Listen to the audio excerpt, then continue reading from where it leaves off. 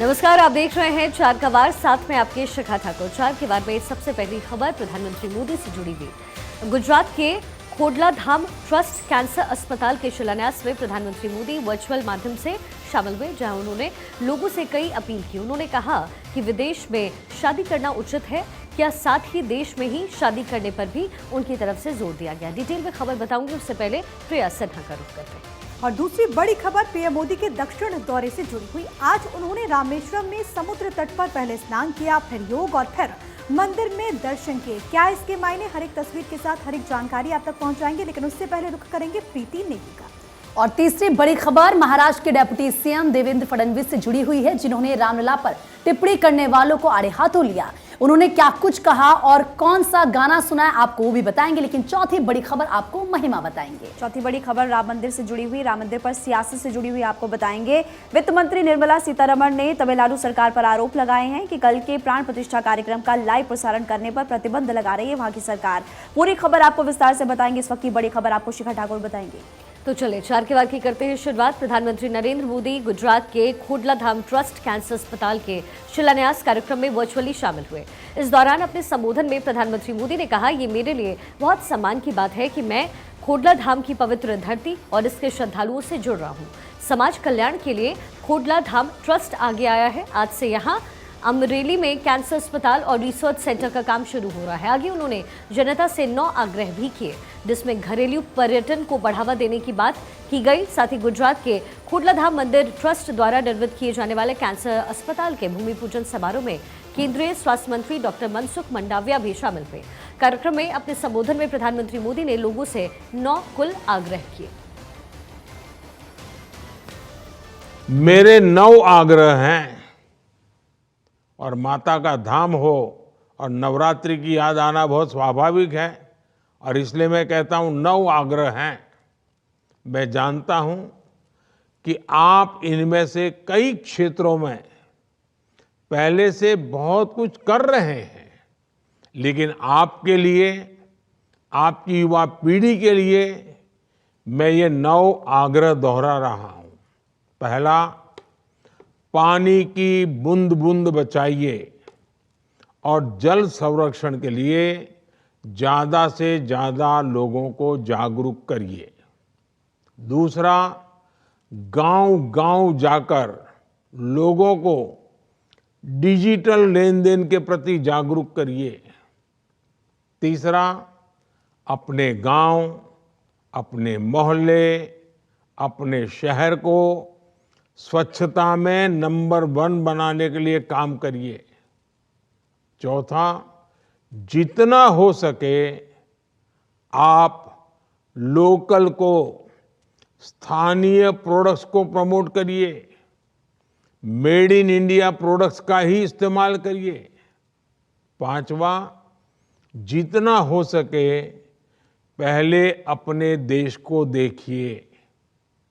भ्रमण करना है तो देश में भ्रमण करिए, अपने देश में घूमिए, अपने देश के पर्यटन को बढ़ावा दीजिए। छठा, प्राकृतिक खेती के प्रति किसानों को ज्यादा से ज्यादा जागरूक करते रहिए। मेरा 7वां आग्रह है, मिलेट्स को, श्री अन्न को, हमारे यहाँ जो बाजरा और ज्वार खाते हैं ना, श्री अन्न को अपने जीवन में शामिल करिए, इसका खूब प्रचार प्रसार करिए। मेरा 8वां आग्रह है, फिटनेस, योग हो, स्पोर्ट्स हो, उसे भी अपने जीवन का अभिन्न हिस्सा बनाइए।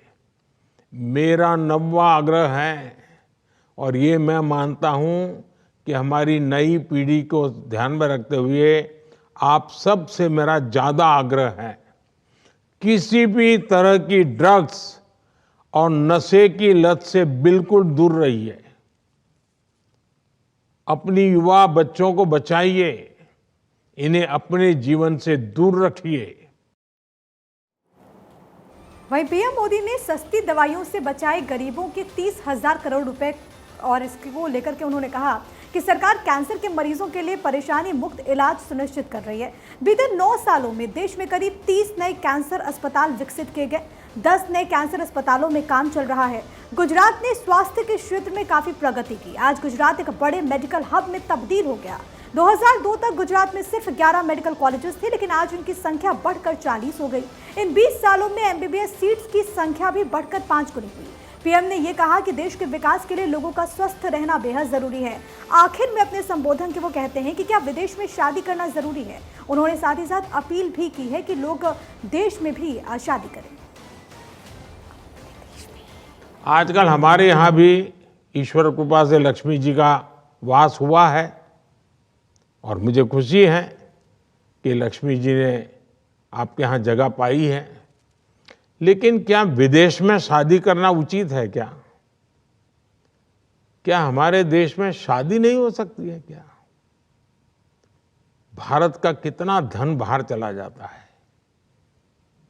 आप भी एक वातावरण बनाइए कि विदेशों में जाकर के अब ये शादी की बीमारी आ रही है ना, वो हमारे समाज में नहीं आनी चाहिए। अरे माँ खुड़ल के चरणों में शादी क्यों न हो। और इसलिए मैं तो कहता हूँ वेड इन इंडिया, शादी हिंदुस्तान में करो। मेड इन इंडिया, वैसे वेड इन इंडिया।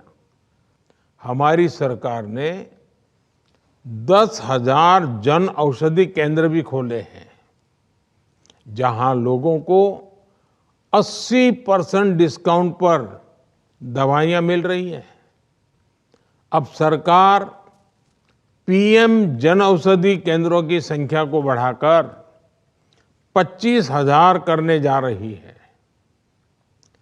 सस्ती दवाइयों की वजह से मरीजों के 30,000 करोड़ रुपए खर्च होने से बचे हैं। सरकार ने कैंसर की दवाइयों के दाम भी नियंत्रित किए हैं, जिनका लाभ अनेकों कैंसर मरीजों को हुआ है।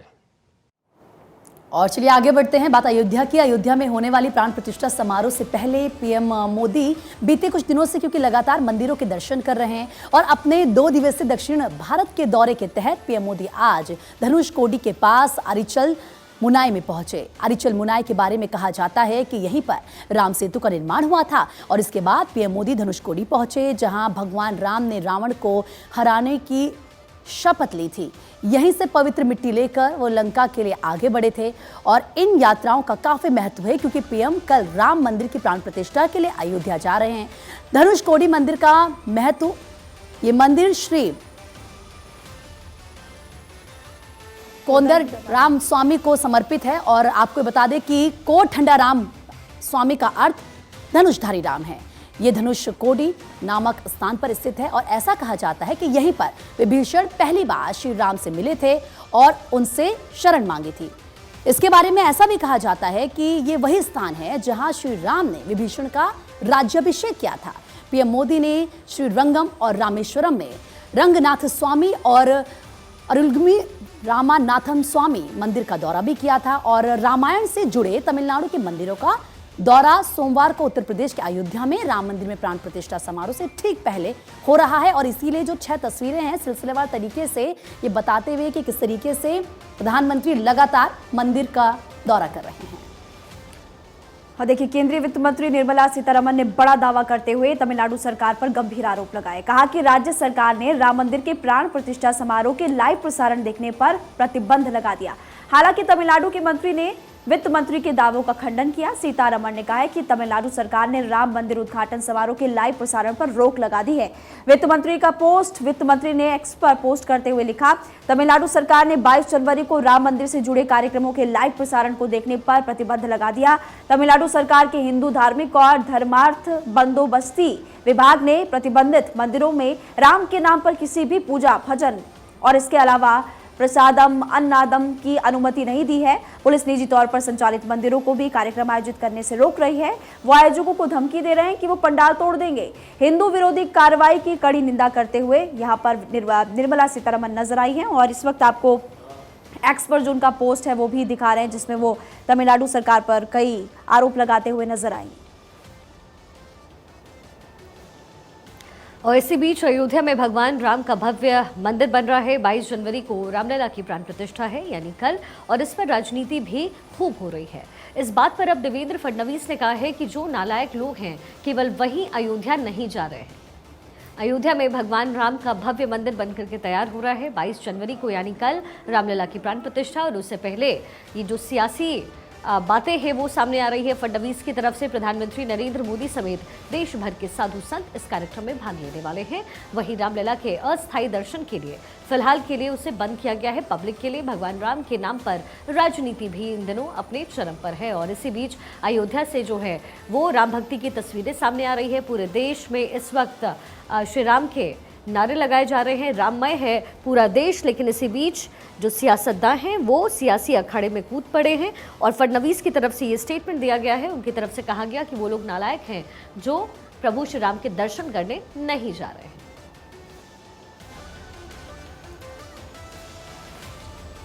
राम जन्मभूमि आंदोलन का सबसे प्रमुख गीत रहा है, तो मेरे साथ कहेंगे, जागो तो एक बार, जागो जागो तो, जागो तो एक बार हिंदू, जागो तो, जागो तो एक बार, जागो जागो तो, जागो तो एक बार हिंदू, जागो तो। और अब बात मध्य प्रदेश की, जहां के शहडोल में एक प्राइवेट स्कूल में जय श्री राम का नारा लगाने की वजह से छात्र को बुरी तरह से मारने पीटने का मामला सामने आया।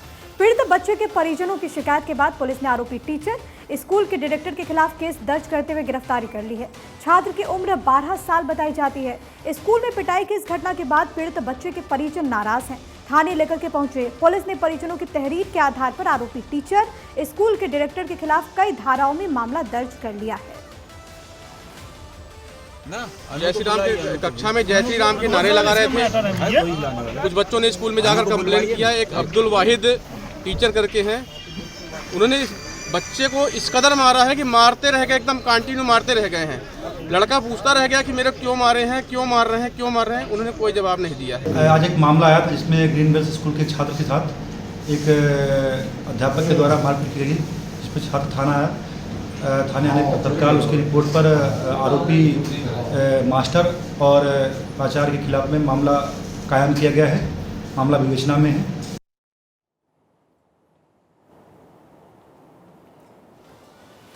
तो पुलिस ने मामला दर्ज कर कार्रवाई फिलहाल शुरू कर दी है। और स्कूल में छात्र ने जब जय श्री राम के नारे लगाए तो उस बच्चे की जमकर पिटाई की गई, बच्चे के साथ बर्बरता की गई। परिजनों में गुस्सा है और पुलिस मौके पर पहुंची इस पूरे मामले की तफ्तीश में फिलहाल जुटी है।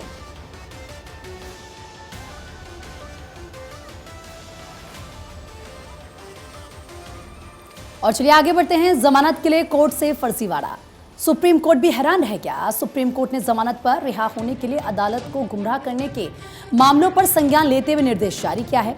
सर्वोच्च अदालत ने हाई कोर्ट और लोअर कोर्ट से विशेष सावधानी बरतने के लिए कहा है कि कोई जमानत लेने के लिए दलील देते वक्त गलत तथ्य पेश नहीं करे।